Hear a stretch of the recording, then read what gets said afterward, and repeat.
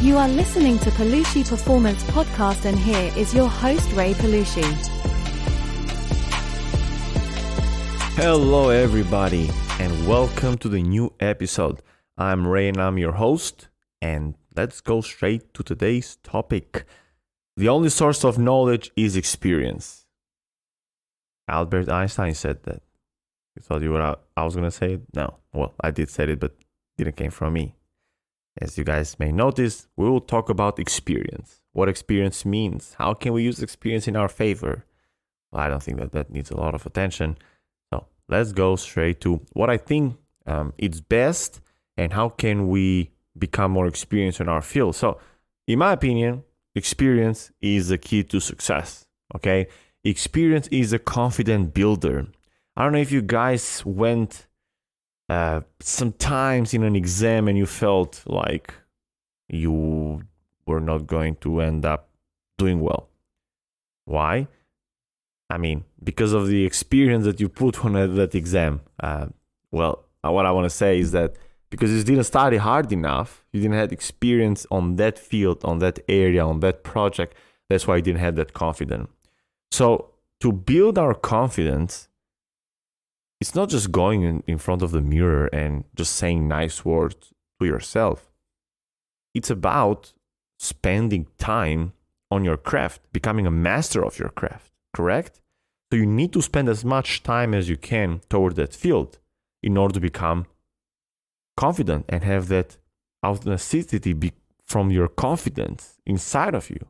You can't just feel great if you haven't put enough quality time behind that. So if there is a talented chef and an experienced chef, I'll hire the experienced chef for my cuisine. He can be very talented, but he hasn't been through hell that kitchen can put you in. So I don't know if you guys have watched tennis. Obviously, I've tennis fan, tennis coach and everything.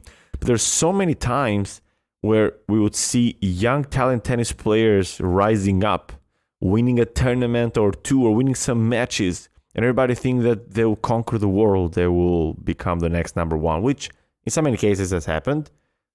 But when there were the big three, which is Djokovic, Federer, and Nadal, there were a lot of young kids that were there around, very promising, and everybody thought that they will become the next one.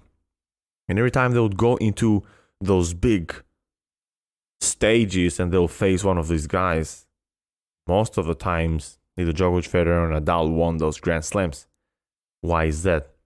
It's very funny because I watched an interview of a tennis coach called Patrick Mortoroglu, I believe is his last name. Well, I mean, I know how is his last name. I don't know if I can pronounce it well. And he said that when they asked the top 10 guys in the world, okay, not the top 3, not Nadal, Federer, and Djokovic, but when they asked the other top 10, which their level is as good as them, okay, and they asked them, do they believe that they can beat the guys in the Grand Slam? All of them said that no, it's impossible to beat those guys in Grand Slams. They didn't believe. Why? Because they didn't have that confidence. And I believe they didn't have the confidence because they didn't have the experience that these guys have on those stages. When it goes down to the crucial moments in the Grand Slam, on those crucial moments, on those big points, the experienced guys will most of the time win towards the talented guys. So I'll choose the experienced one over the talented one every single time I have the chance. So what I'm trying to say is that we need to have a lot of experience. Okay? We need to become as experienced as we can. And how can we do that? Well, I don't know if you guys have heard about the 10,000 hour rule. If you spend 10,000 hours in your craft, that's when you're going to become master of it. Caldwell tells it, I believe, in his book, and the book is called Outliers, that it takes 10,000 hours of intensive practice to achieve mastery of complex skills and materials, like playing the violin or getting as good as Bill Gates. And I think that another I don't know if it was Michelangelo, but those big guys back on the days have said the same thing, or if not, if it just comes from them, I'm not sure. But this phrase, I know that I read it from Gladwell of his book Outliers, and also Robert Greene speaks a lot about the 10,000 hour rule. If you want to become the master on your field, if you want to become better than the rest, if you want to possess this power on your hands, it comes through experience. And in order for you to become experienced on it, is that you have to put time. Now, a lot of times, an example is that people will tell you, well, you don't need to work hard, you need to work smart. At some point, yeah, I would agree with you, but I've never heard or met any successful people that hasn't worked tremendously hard in their life. Can you work hard and smart? I would appreciate that. That's where I think that you would achieve mastery, when you do both. So there's no shortcuts. In order to run a marathon, you cannot just make little sprints here and there. You have to go through your path. You have to run. You have to do that over and over and over in order for you to feel that you can do it. David Goggins have mentioned in some of his interviews when he said that I would go back to the Navy SEALs, or why I went back to the Navy SEALs, it's because I knew I could do it. I've done it before and I can do it again. So his experience throughout his life had taught him that he can do it. No matter what, he can do it. So take experience very, very serious. We have to learn. We have to grow. We have to become so knowledgeable. We have to become good at something in order for us to see real success. Now, until you guys figure out what that thing is, you also have try many, many things. Get as much experience as you can in so many things. Touch it, feel it. Go through something new. Try something new. Do as many things as you can and figure out what is your niche, or what is the thing that you feel more passionate about. What is the thing that you like? What is the thing you enjoy? And maybe it's not something that you really love it, but it's something that you feel you're meant to do. Find your why. Find that thing and go after it. If we have many, if we have many things at the same time and we work at the same time, I mean, it's okay, but I truly believe that we have to go through something in order for you guys to believe that you can achieve some kind of success on one thing, okay? I'm not saying that if you find something and you go after it and it seems like this is not what you really want to do for the rest of your life, I'm not saying that you should stay with it and stick with it. Obviously, you're the doctor of your own self. So if you feel like you need to change and do something else, just go ahead and do it. Don't make yourself miserable. But again, if we want to become the master of our craft, it's not going to be easy. We have to understand that. It's not a short sprint. It's a marathon. There will be bleeding. There will be sweat. There will be injuries. There will be anger. There will be disappointments. There will be fear. There will be so many things. But until we go through all those through experience and we become as close as we can to 10,000 hours, that's where I believe we will become the master of our craft.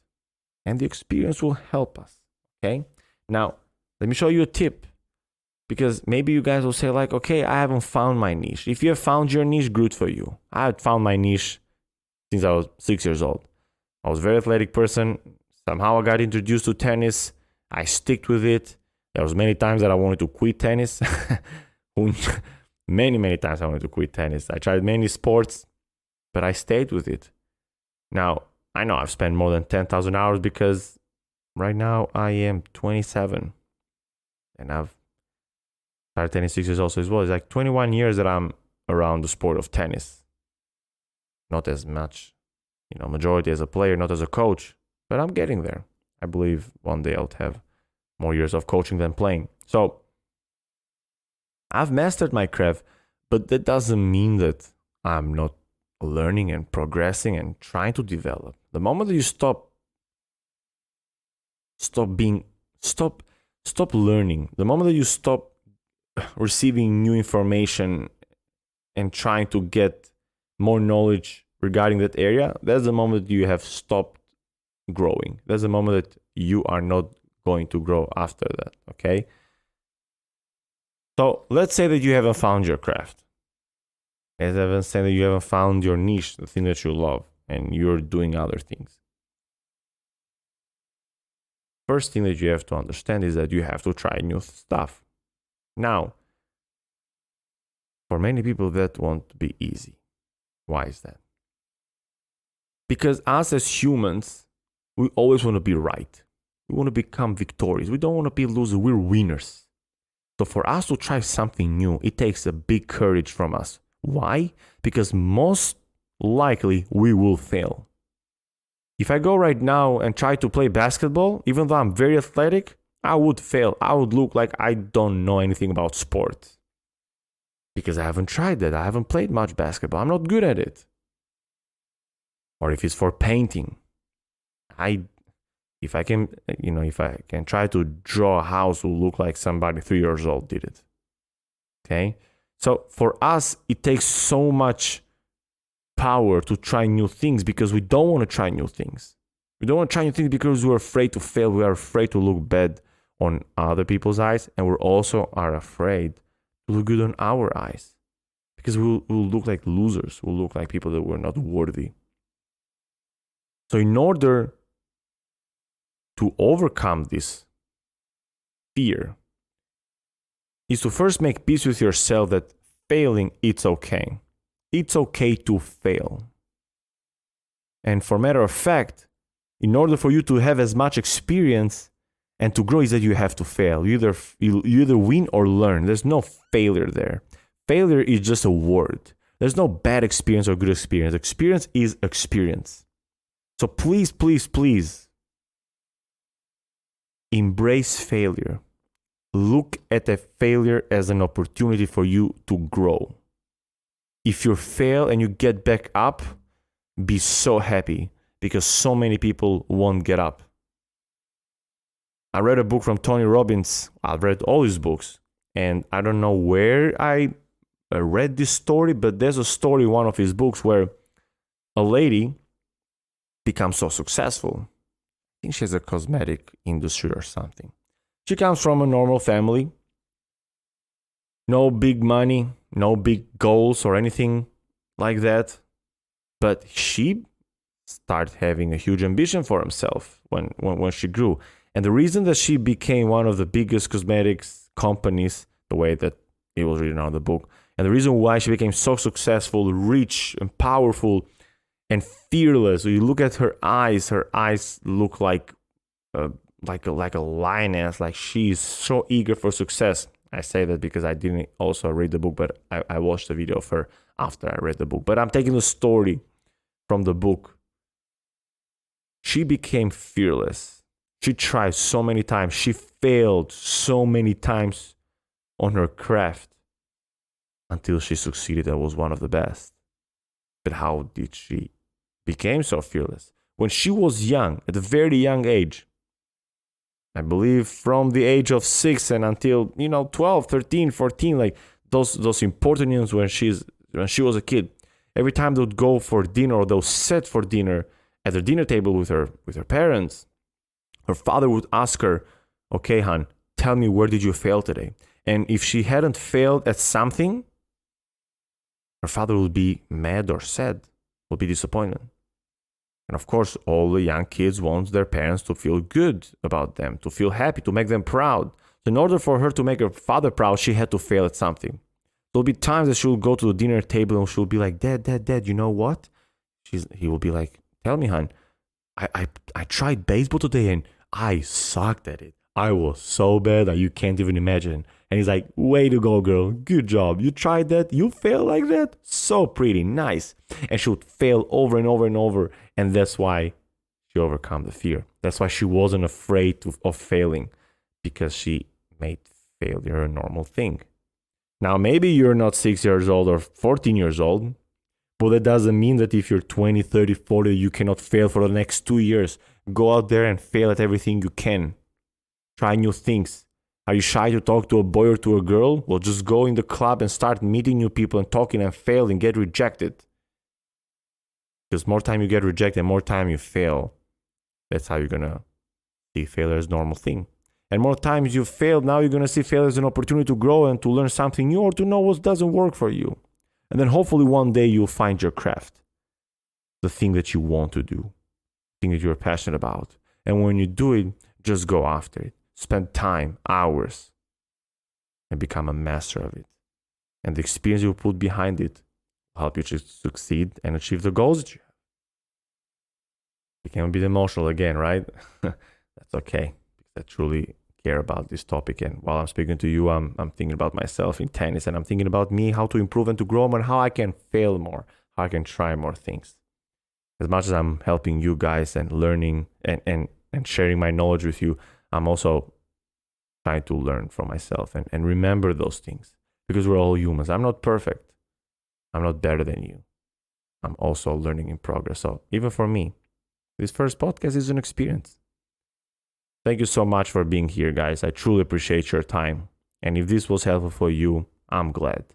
Please reach out to me if you have any questions, or if there's anything you want me to discuss, or if you don't agree with me or something, just give me your feedbacks. I'll truly appreciate your feedbacks, likes, shares, comments, everything.